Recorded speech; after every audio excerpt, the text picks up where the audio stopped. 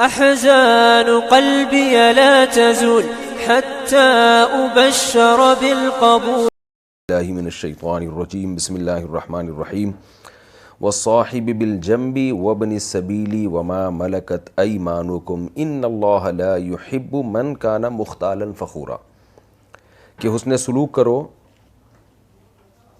اللہ کی عبادت کرو، اللہ کے ساتھ کسی کو شریک مت کرو، والدین سے اچھا سلوک کرو، رشتہ داروں کے ساتھ، یتیموں کے ساتھ، مسکین کے ساتھ، اس پڑوسی کے ساتھ جو تمہارے قریب رہتا ہے، والجار الجنوبی، اس پڑوسی کے ساتھ جو دور رہتا ہے، والصاحب بالجنبی، وہ شخص جو تمہارے پہلو میں بیٹھتا ہے، وابن السبیل، اور مسافروں کے ساتھ. ابن سبیل مسافر کو کہتے ہیں.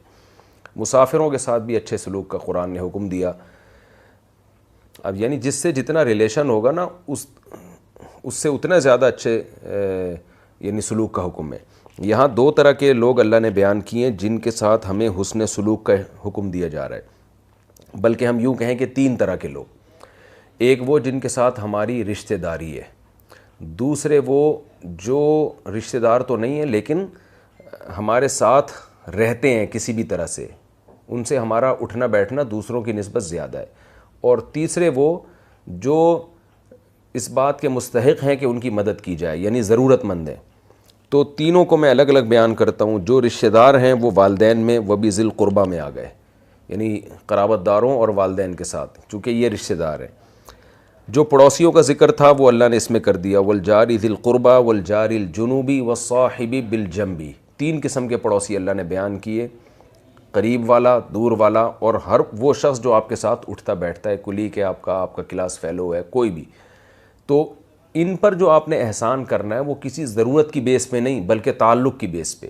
اور تیسرا اللہ نے بیان کیا مسکین، یتامہ اور وابن السبیل، یعنی یتیموں کے ساتھ، مسکینوں کے ساتھ اور مسافروں کے ساتھ. چونکہ یہ تینوں ضرورت مند ہوتے ہیں، یتیم بھی ضرورت مند ہوتا ہے اور مسکین بھی ضرورت مند ہوتا ہے کیونکہ غریب ہوتا ہے، اور ابن سبیل مسافر اپنے ملک کو چھوڑ کر آیا ہوا ہے، سفر میں ہے، اس کو بھی ضرورت ہو سکتی ہے کیونکہ وہ اجنبی جگہ پر پہچانتا نہیں ہے کہ یہاں مجھے یہ ضرورت کی چیز کہاں ملے گی. اکثر مسافر لوگ ایڈریس پوچھ رہے ہوتے ہیں، مختلف قسم کی حاجات پوچھ رہے ہوتے ہیں، تو قرآن نے ان کے ساتھ بھی اچھے سلوک کا حکم دیا ہے.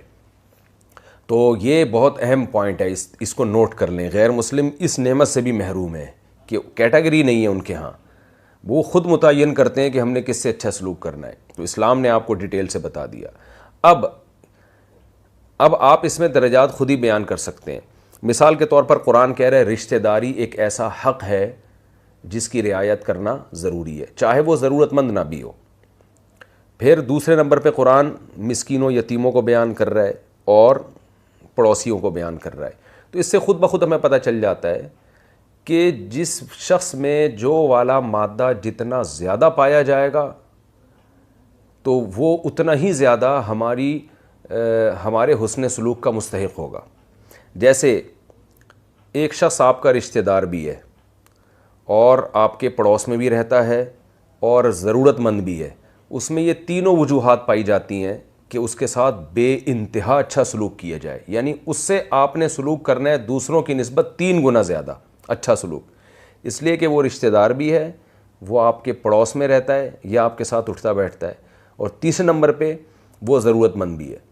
تو اس لیے علماء کہتے ہیں زکوٰۃ سب سے پہلے ان کو دینی چاہیے جو آپ کے رشتہ دار ہیں، ضرورت مند ہیں اور آپ کے پڑوس میں رہتے ہیں. تو سب سے پہلے ان کا حق ہے، پھر اس کے بعد آپ درجہ بناتے چلے جائیں. دوسرے نمبر پہ کچھ لوگ ایسے ہوتے ہیں جو رشتہ دار تو ہیں مگر ضرورت مند نہیں ہیں، یا ضرورت مند تو ہیں مگر پڑوس میں نہیں ہیں. یعنی ان میں 2 وجہ پائی جائیں گی یا 1 وجہ پائی جائے گی، تینوں وجوہات نہیں پائی جائیں گی. تو وہ شخص جس میں تینوں وجوہات پائی جائیں وہ سب سے زیادہ حسن سلوک کا مستحق.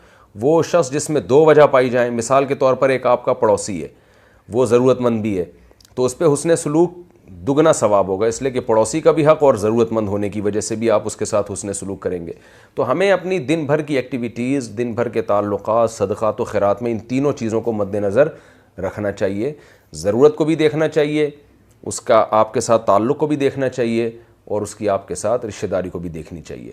بعض دفعہ ایسا ہوتا ہے کہ ایک شخص میں ضرورت تو پائی جاتی ہے لیکن وہ نہ آپ کا رشتہ دار ہے نہ آپ کا پڑوسی ہے. تو اصولی طور پر وہ شخص زیادہ مستحق ہے جو ضرورت مند بھی ہے اور آپ کا رشتہ دار بھی ہے.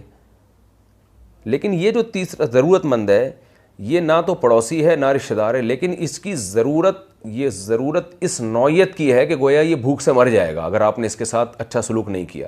تو ایسے موقع پہ ہم اس ضرورت مند کو ترجیح اس لیے دیں گے کہ اگرچہ اس میں دو اور وجہ نہیں پائی جاتی, یعنی رشتہ داری بھی نہیں ہے اور پڑوسی بھی نہیں ہے, لیکن ضرورت والا مادہ اتنا زیادہ پایا جاتا ہے کہ وہ ایک ہی ان دو کے قائم مقام ہے. مثال کے طور پر آپ کو پتہ چلتا ہے کہ کسی دوسرے شہر میں ایک شخص بھوک سے مر رہا ہے یا کینسر کا مریض ہے, موت اور زندگی کی کشمکش میں ہے. اگر آپ اپنے پیسے سے اس کا علاج کرتے ہیں تو وہ ٹھیک ہو جائے گا, جبکہ آپ کے قریبی رشتہ داروں میں اور آپ کے پڑوسیوں میں اس شدت کا ضرورت مند موجود نہیں ہے. تو پھر آپ یہ نہیں کہیں گے کہ رشتہ داروں کو دینا زیادہ ثواب ہے یا پڑوسیوں کو دینا زیادہ ثواب ہے. آپ کہیں گے بھائی وہ ضرورت مند اگرچہ نہ رشتہ دار ہے نہ پڑوسی ہے, لیکن اس کی ضرورت معمولی نوعیت کی نہیں ہے, بلکہ اس میں یہ جو ضرورت والا مادہ ہے یہ اتنا زیادہ پایا جا رہا ہے کہ یہ ایک ہی وصف نے ان دونوں پہ حاوی ہو گیا, یہ رشتہ داری اور پڑوسی پہ. تو یہ آپ ایک کامن میں نے ایک اصول بیان کیا, اس اصول کو سامنے رکھ کر زندگی گزاریں. خلاصہ میں دوبارہ بیان کر دیتا ہوں. خلاصہ یہ کہ اگر ضرورت میں سب برابر ہیں تو پھر یہ دیکھا جائے گا کہ رشتہ دار اور پڑوس کون ہے.